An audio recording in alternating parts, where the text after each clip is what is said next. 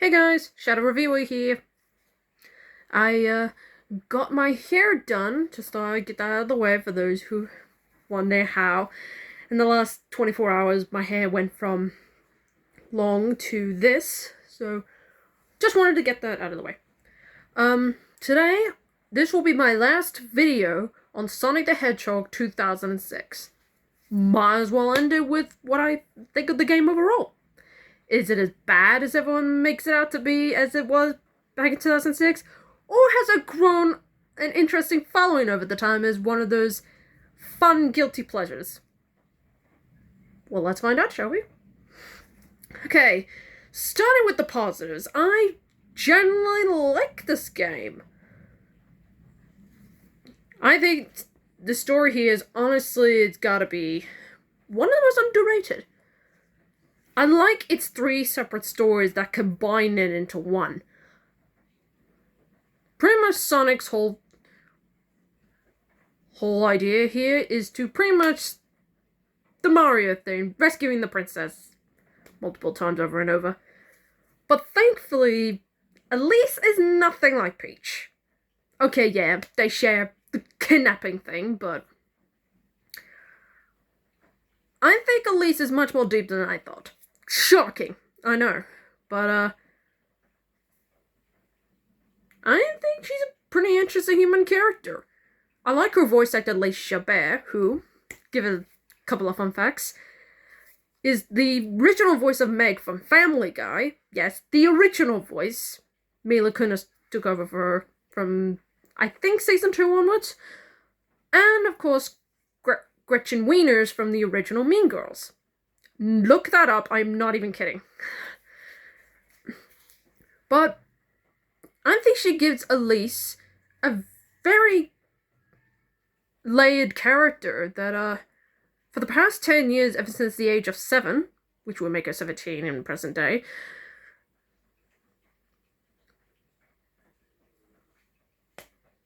pretty, amount of willpower to not cry. I mean, that takes a lot. And, like she says in one scene, she does care for her people. And that pretty much shows when she immediately hands herself over to save her people. That takes a lot of courage. And yeah, the last scene where she, you know what? Honestly, her best moment is where she has to make the decision. Either let millions of people die, or erase the god of time, and thus erasing everything that happened. I don't kind of get into that in the mixed aspect, but honestly, that is a hard decision and a very powerful one. And I do like that she is willing to forget everything that happened just to save everybody. That's amazing. That's wow. Okay. That's pretty much Sonic's story. That was a whole lot.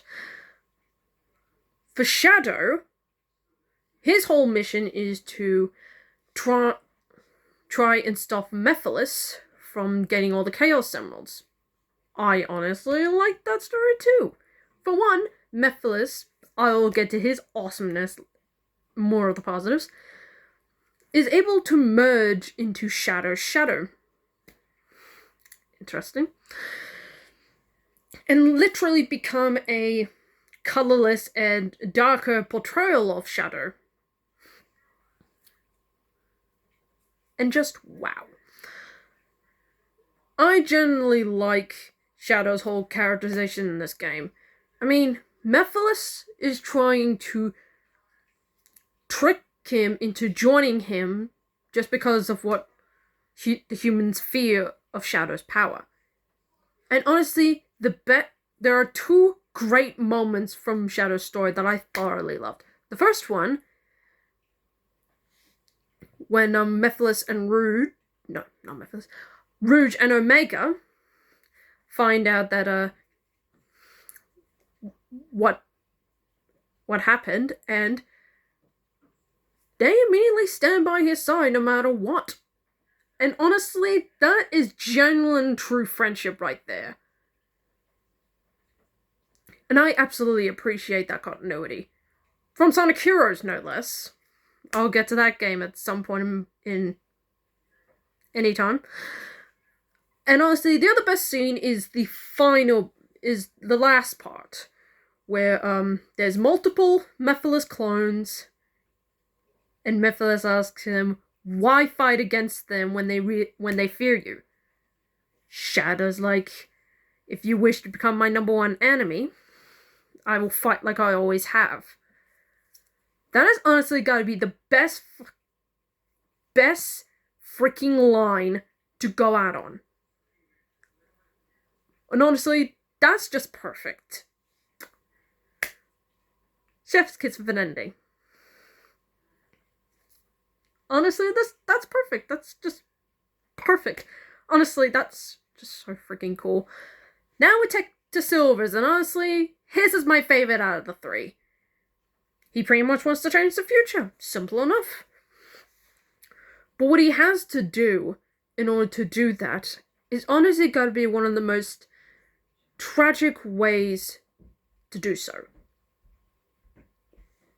After finding out how to defeat Iblis, all he has to do is merge Iblis into him, but it doesn't work. But when Blaze goes up to do so, it's so tragic. She even says, we must save the world at any price. Even that means literally sacrificing herself to not just save everybody, but their future. That's really good storytelling. I mean, honestly, I tear up every time when I play Silver's story. I get to that part, and even Silver can't even bring himself to honestly, to do what's necessary, even at the cost of his only friend, the only one that's been there for him for a long ass time. And honestly, to anyone who watched that scene and saw his pain,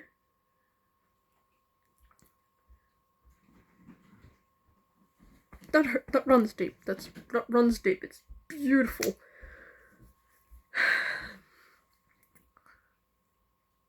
Oh, and the soundtrack? The freaking soundtrack has been one of the most underrated. His World is a pretty good song. Especially during the final boss. I'll get to that in a bit. It's a pretty good song. Shadow's All Hail Shadow? That's a pretty good theme for Shadow. It's nice and amped up, it's badass, and I genuinely love it. Silver's Dreams of an Absolution is... it is gorgeous.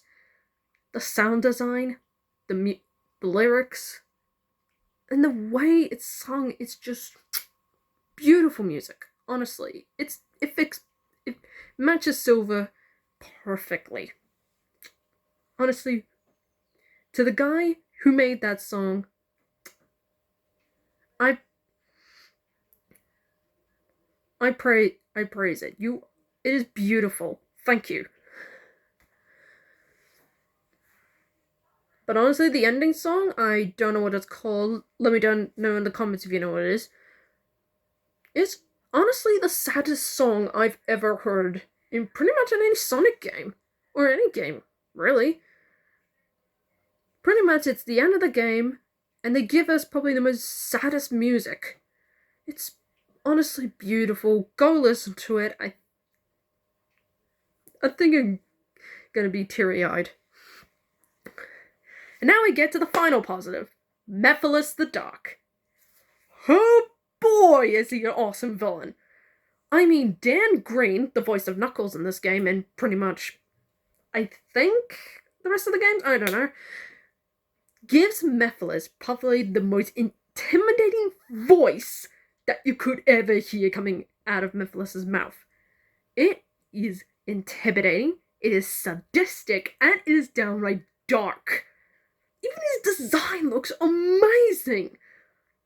Sure, yeah, it's pretty much copying Shadow with less color and just a different voice entirely, but the way it's animated, his dark red eyes, his lack of a nose and mouth, and holy.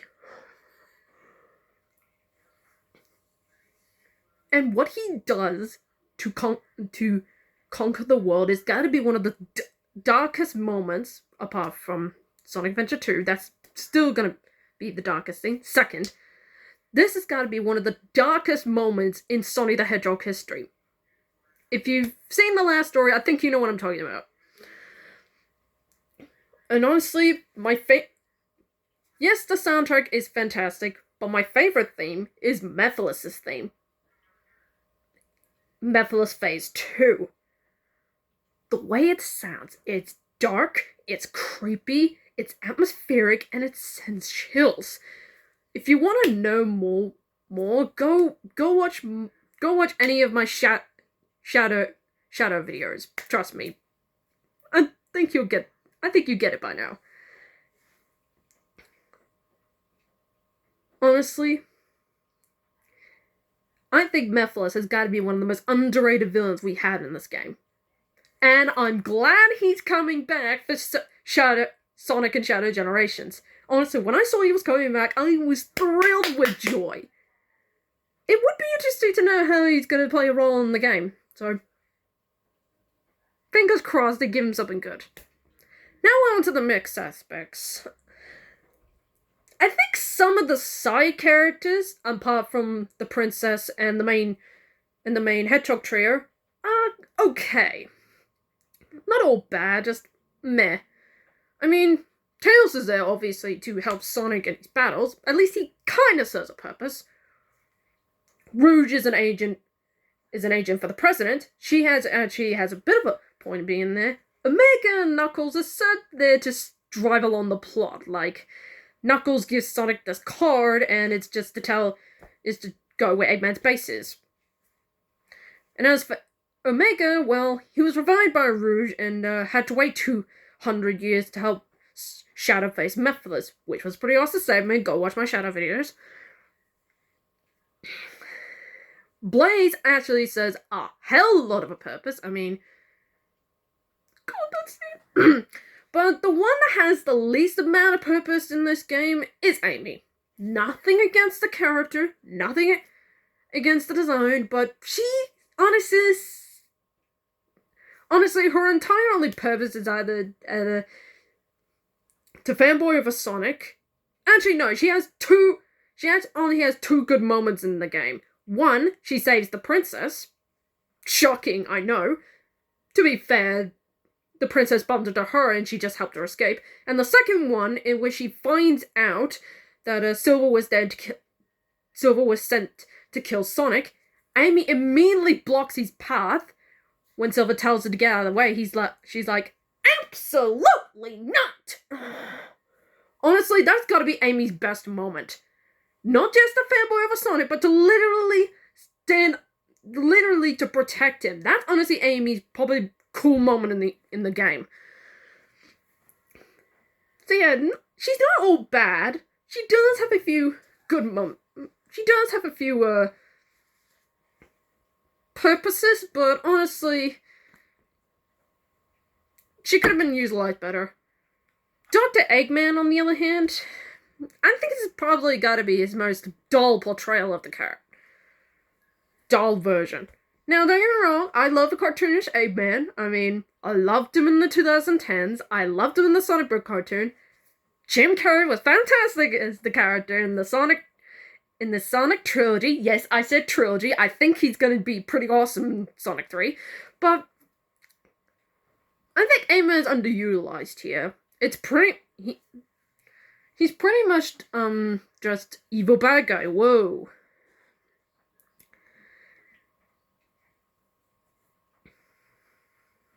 But,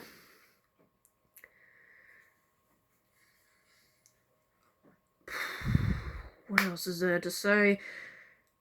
Some of the bosses can be weirdly designed, but some are okay. Minus Solaris, as she's a pretty cool boss, but there are some that are a bit off to me. Not in terms of bad, -1. I'll talk about him later on, but there are some that range from okay to good to fine.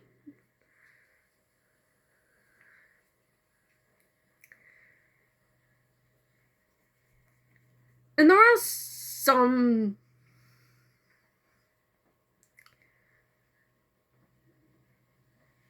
Yeah, honestly, that's all I've got about the mixed aspects. It's... Some of the side characters can be not utilized enough, and the villains... and Eggman's are pretty boring. Now we get on to the bad aspects. Some of the glitches you can probably see are one of the main reasons this game got the hate it got back in 2006. It's obvious it wasn't utilized properly, and it absolutely shows. The way it's done is very glitchy.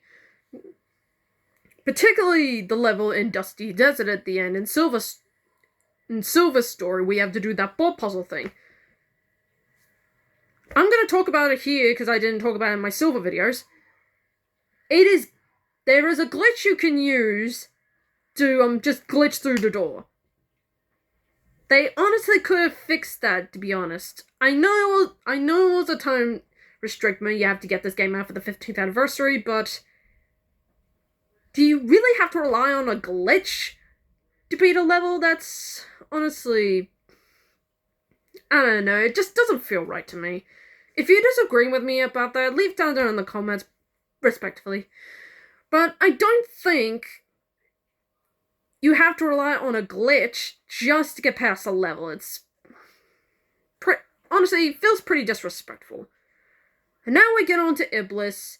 I hate the character's not used enough. He's just a raging beast. His bosses suck, -1, most notably in Sonic and Shadow stories, and his gameplay feels very, very slow. Again, Sonic and Shadow's levels only.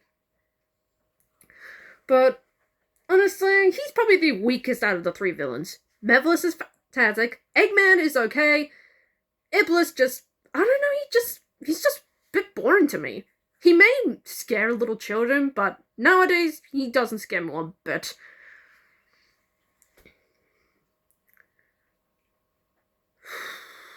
And honestly, ending the game by erasing the whole thing kind of feels, well, pretty much a slap to the face for the hard workers of the game. Thankfully, as it mentioned, I think it's mentioned in Sonic Generations, that it does exist in an alternate timeline, but the timeline we got feels underutilized. So that's my review of Sonic 06. I generally like this game. It's got a great story, its 3 main heroes are awesome, and the soundtrack, it's got a great one-time villain in Mephiles, bless your heart, and the soundtrack is beautiful. I'm glad they didn't rush that given the gameplay, but the soundtrack is amazing. Yes, it has minor... It does have one pretty pathetic villain, and some of the glitches are annoying. But I generally love this game. I give this an 8 out of 10. I highly recommend it to any Sonic fan. Even the ones who... Actually, for those who are... Honestly, for those who haven't played the game but heard about its infamy, please give it a try. Regardless if you like it or not, there's no harm in trying it. I mean, there are worse games to play. Like Mario Sunshine. Sorry to those people who like Mario Sunshine. I just don't like it. I'll be releasing two videos tomorrow. One, a another video game challenge. Go watch it. You'll find it fun. And the other one, I'll be going back to my original program of reviewing H2O Just Add Water. Before I sign out, thank you so much for the last couple of days for joining me on Sonic 06. I thought I'd give this one a bit of a challenge, but now I'm gonna go back to my original scheduling. Until then, I'm the Shadow Reviewer, signing off.